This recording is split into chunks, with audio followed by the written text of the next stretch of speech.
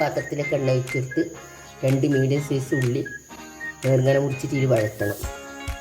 കുറച്ച് ഉപ്പ് ചേർത്ത് കൊടുത്താൽ മതി, അധികം കുറേ ചേർക്കേണ്ടതാണ്. ഇത് കുറച്ച് ഇതിന് കുടിക്കാൻ വേണ്ടി ഉപ്പും കുരുമുളകും ഈ എണ്ണയിൽ നല്ലോണം ഇതാക്കിയിട്ട് എടുക്കണം. അതേപോലെ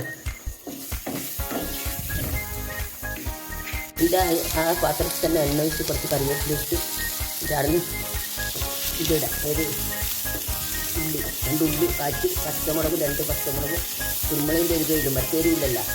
2 പച്ചമുളകും 1 തക്കാളിയും 2 ഉള്ളി കറിവേപ്പിലും എല്ലാം കൂടി ഇഞ്ചി പച്ചമുളക് എല്ലാം കൂടി വാട്ടിയിട്ട് അരക്കണം.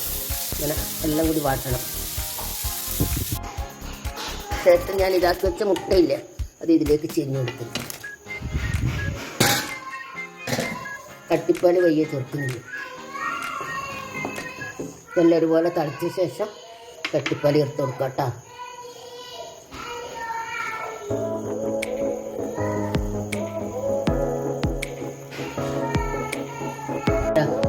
ലാസ്റ്റ് കട്ടിപ്പാൽ ചേർത്ത് കൊടുക്കാം കേട്ടോ. ലാസ്റ്റ്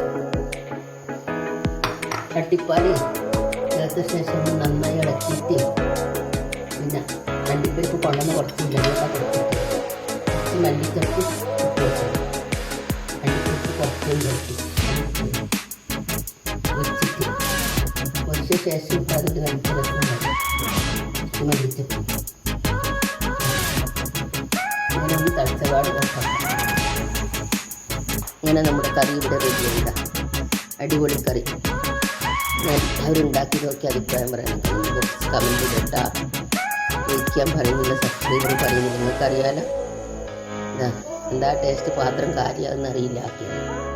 എല്ലാവരും ഉണ്ടാക്കി വെക്കും ഭയങ്കര കറിയാണെന്നില്ല.